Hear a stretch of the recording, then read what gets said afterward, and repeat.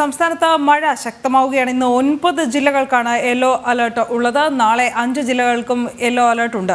വരും ദിവസങ്ങളിൽ വടക്കൻ കേരളത്തിൽ മഴ ശക്തമാകുമെന്നും കേന്ദ്ര കാലാവസ്ഥാ വകുപ്പിന്റെ മുന്നറിയിപ്പ്. അതേസമയം നാളെ മുതൽ ഞായറാഴ്ച വരെ കേരള, കർണാടക, ലക്ഷദ്വീപ് തീരങ്ങളിൽ മത്സ്യബന്ധനത്തിന് വിലക്കുമുണ്ട്. ശാലിനി ചേരുന്നു. ശാലിനി, രണ്ട് വിഷയങ്ങൾ. വീണ്ടും മഴ ശക്തമാവുകയാണ് ഇന്നും നാളെയും. ഏതൊക്കെ ജില്ലകൾക്കാണ് അലർട്ട് എന്ന് അറിയണം. മറ്റൊന്ന്, കേരള തീരത്ത് വീണ്ടും മത്സ്യബന്ധനത്തിന് വിലക്കും.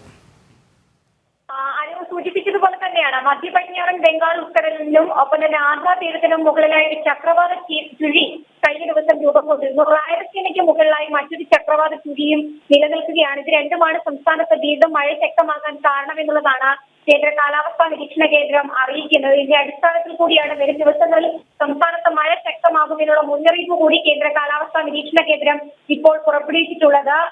അത് സൂചിപ്പിച്ചതുപോലെ തന്നെ ഇന്ന് 9 ജില്ലകൾക്കാണ് യെല്ലോ അലർട്ട് ജാഗ്രതാ നിർദ്ദേശം ഈ മഴ മുന്നറിയിപ്പിന്റെ ഭാഗമായി നൽകിയിട്ടുള്ളത്. തിരുവനന്തപുരം മുതൽ എറണാകുളം വരെയുള്ള ജില്ലകൾക്കും കണ്ണൂർ, കാസർഗോഡ് ജില്ലകൾക്കുമാണ് ഇന്ന് യെല്ലോ അലർട്ട് ജാഗ്രതാ നിർദ്ദേശമുള്ളത്.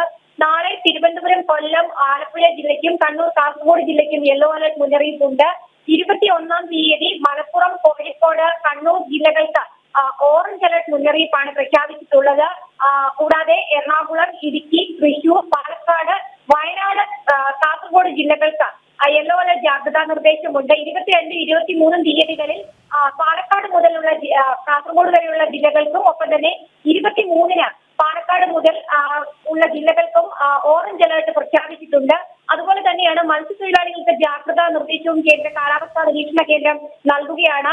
20 മുതൽ 23 തീയതി വരെ കേരള, കർണാടക, ലക്ഷദ്വീപ് തീരങ്ങളിൽ മത്സ്യബന്ധനത്തിന് പാടുള്ളതല്ല എന്നുള്ളതാണ് കേന്ദ്ര കാലാവസ്ഥാ വകുപ്പ് അറിയിക്കുന്നത്. ഒപ്പം തന്നെ കേരള, കർണാടക, ലക്ഷദ്വീപ് തീരങ്ങളിൽ ശക്തമായ കാറ്റിനുള്ള മുന്നറിയിപ്പ് കൂടിയുണ്ട്. 35 മുതൽ 45 കിലോമീറ്റർ വരെ വേഗത്തിലും ചില സമയങ്ങളിൽ 55 കിലോമീറ്റർ വരെ വേഗത്തിലും ശക്തമായ കാറ്റ് വീശാൻ സാധ്യതയുണ്ട്.